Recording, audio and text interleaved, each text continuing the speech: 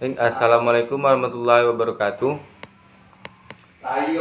Saya akan menyampaikan tugas UTS Filsafat Pendidikan dengan nama Firmansyah dengan NIM 21153131483. Yaitu yang pertama, konsep dasar filsafat pendidikan menurut Plato mendefinisikan filsafat adalah upaya untuk mencapai pengetahuan dan mengetahui tentang kebenaran yang sebenarnya.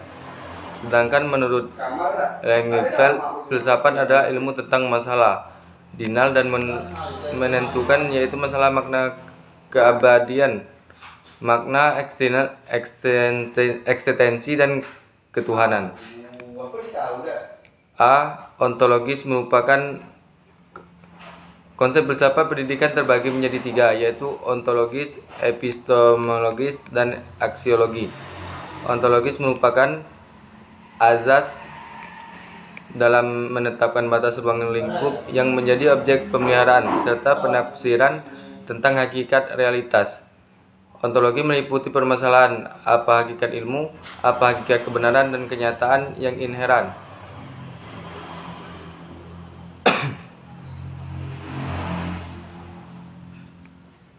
Yang tidak terlepas dari pandangan tentang apa dan bagaimana. 2.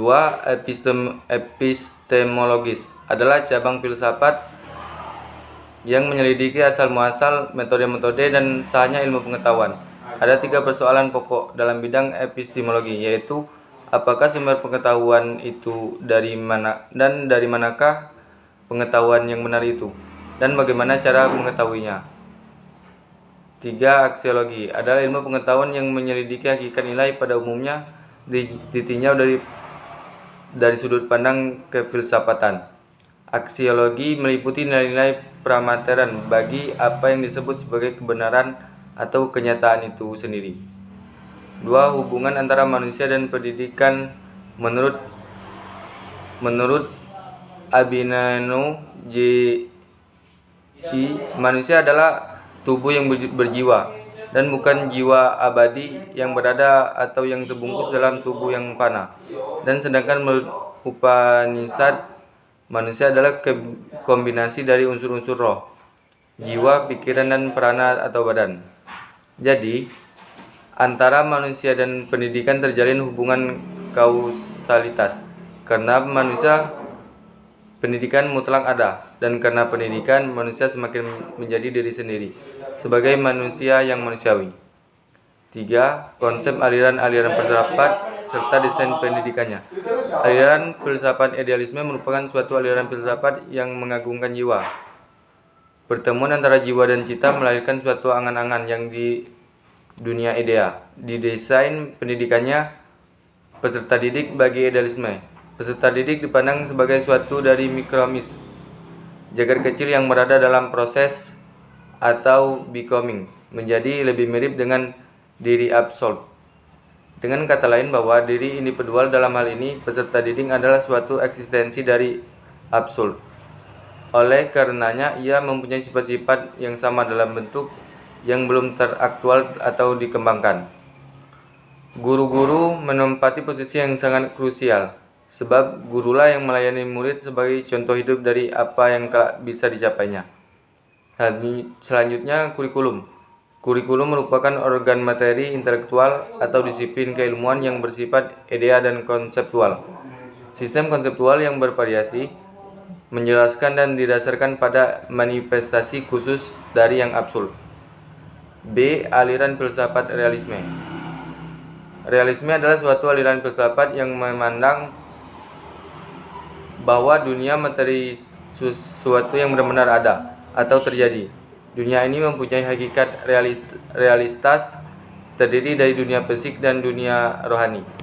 Desain pendidikannya, pertama itu kurikulum. Pendidikan realisme bersifat komprehensif, yaitu mencakup semua pengetahuan yang dianggap berguna untuk menyesuaikan diri dalam kehidupan sosial.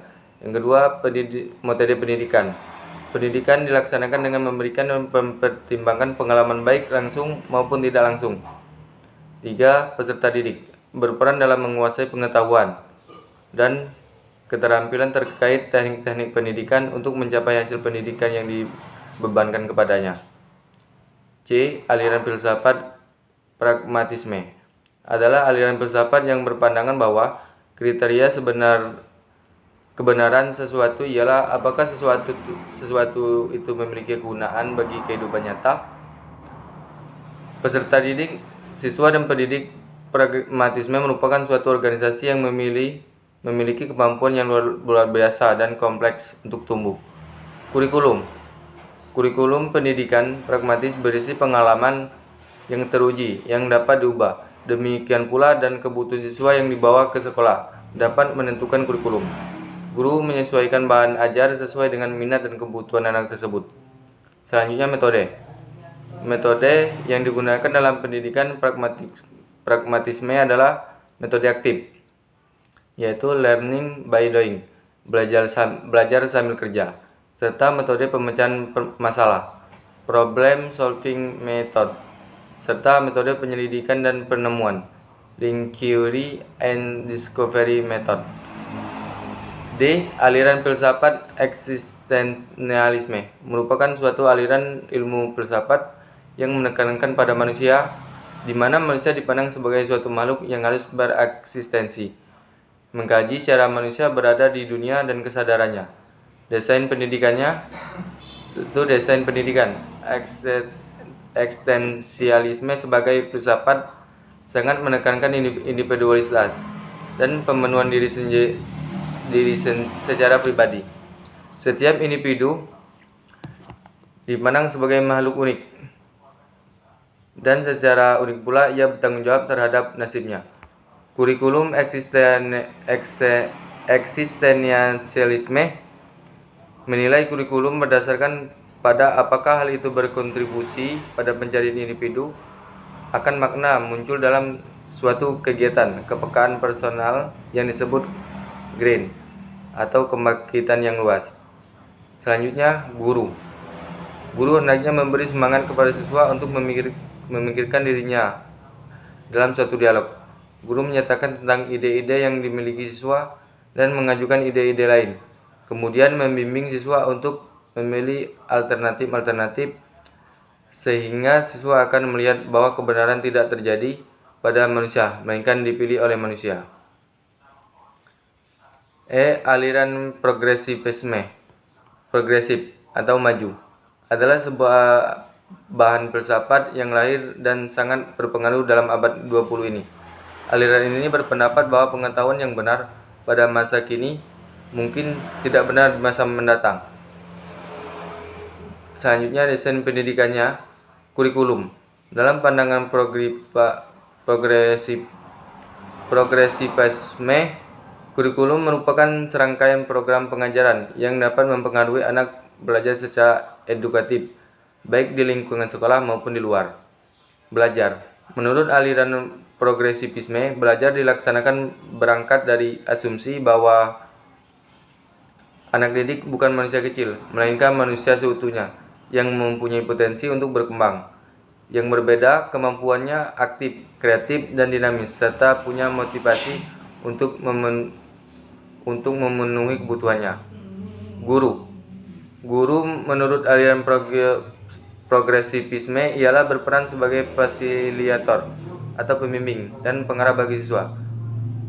F. Aliran filsafat perennialisme adalah sebuah aliran yang menekankan pada kebenaran, di mana dalam pendidikan menjelaskan tentang pentingnya berproses dalam belajar, tetapi tidak mengesampingkan nilai ajaran budayanya. Desain pendidikannya, peserta didik perennialisme memandang peserta didik sebagai makhluk nasional, sehingga dominan dalam penyelenggaraan kegiatan pembelajaran di kelas. Kurikulum yang digunakan dalam perennialisme adalah kurikulum berorientasi pada mata pelajaran atau subjek content. Bentuk kurikulum ini merupakan desain paling populer. Metode pendidikan yang dianjurkan dalam menggunakan metode dalam bentuk diskusi untuk menganalisis buku-buku tergolong karya yang besar, terutamanya karya filosofi terkemuka seperti Plato, Aristoteles, dan lain sebagainya. G. Aliran filsafat esensialisme merupakan filsafat pendidikan konservatif yang dirumuskan sebagai suatu kritik terhadap praktek pendidikan progresif di sekolah-sekolah. Desain pendidikannya yang pertama, gerakan back to basic. Kaum esensialis mengemukakan bahwa sekolah harus melatih mendidik siswa untuk berkomunikasi dengan jelas dan logis. Selanjutnya, kurikulum. Esensialisme seperti halnya perennialisme, yaitu hukum berpusat pada mata pelajaran. Selanjutnya, guru. Selanjutnya, metode. Guru berusaha membantu siswa dalam menemukan minat dan kebutuhannya sesuai dengan minat masing-masing siswa, baik dalam kegiatan pleno atau kelompok untuk memecahkan masalah sosial yang dihadapi dengan kerjasama. Mungkin inilah yang dapat saya sampaikan. Saya akhiri. Wassalamualaikum warahmatullahi wabarakatuh.